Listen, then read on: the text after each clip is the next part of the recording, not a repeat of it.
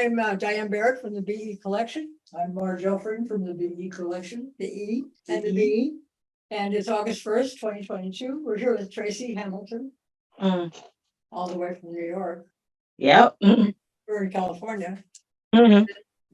Tracy's here to participate in our opinion, our thoughts, our stories about the Roe v. Wade decision. So go ahead, Tracy. Thank you. Yeah. Being here. I know that this has been, the thing that I think of is how this country sometimes has a serious contradictory nature. We talk about how we're the land of the free, yet we've historically have had just freedom for some people. We talk out of one side of our face and then do another. With this most recent ruling, which has been brewing for 50 years, they have been, at least during my lifetime, it's always been on the verge of reversal. It just was like, it was just a matter of time. And it's unfortunate because the people that are most affected by it is only half of the nation. And we're going backwards. How does one say, for example, during the pandemic, my body, my choice, taking the words from the pro-choice movement to give justice to not wearing a mask in the middle of a health crisis, just stole the line and used it to justify the reasons why they can basically go around and breathe on people and possibly kill them. So much for pro-life, right? Everything is pretty much to a certain extent of, well, let's see, it's good for you to have the baby, but what happens afterwards? Nobody's talking about the lives of the children after birth. Nobody talks about the lives of the children now that we're losing in schools due to gun violence, or those that are living in poverty because their mothers were forced to become mothers or had to extend their motherhood because things have been taken away. The rights and autonomy of their body has been taken away. And it's just another slippery slope where we're going to have like the Walmart rollback special on rights in this nation based on marginalized groups because of some vague separation of church and state that exists in this country. Let's see what's next on the list. Oh, we already know contraception is already having its way. Let's go and take away marriage equality. Let's see if we can go as far back as taking it back to slavery. Why not? Let's just go all back to the field, Black folks. And natives, you could go back to the reform schools and everything like that. It's just, when is it going to stop? When is it going to be truly the nation that we claim we've been since its inception, which we all know historically it hasn't.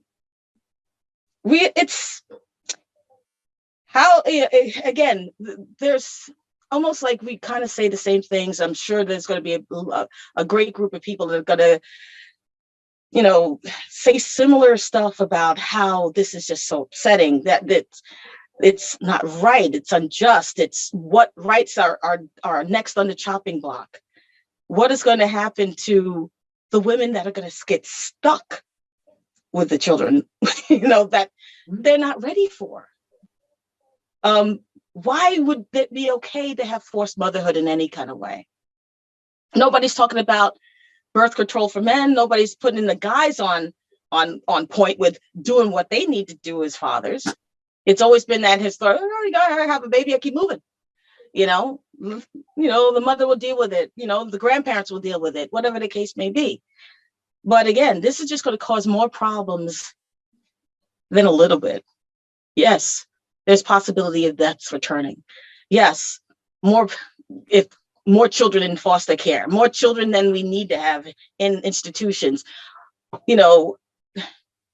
Rates of abuse, rates of unloved children, that are not ready for parenthood. Parenthood should be a choice. It shouldn't be something that's demanded just because you just happen to be the quote unquote weaker sex. And you have to be responsible for keeping up all these different types of keep your legs closed, or, don't do this and do that. All these restrictions we have to uphold some kind of level of virginity in order to kind of move through this world and this culture. And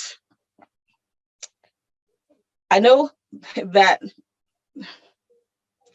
there's a lot of angry ladies out there. Some women like myself that don't have that pressure for pregnancy. I'm a little bit up in age myself, but just for all the childbearing women, what a horrible way to try and worry about, well, if I'm going to have relations with the opposite sex, what's going to happen? Is it, if an oops moment happens, what's going to happen to my life? How am I going to have to change? What's going to, cause me to live in a cycle of possible poverty? Why is it also that other people that might have a little bit more money than me can actually make those choices on the down low? It's just unfortunate. But again, we're not going to take this sitting down.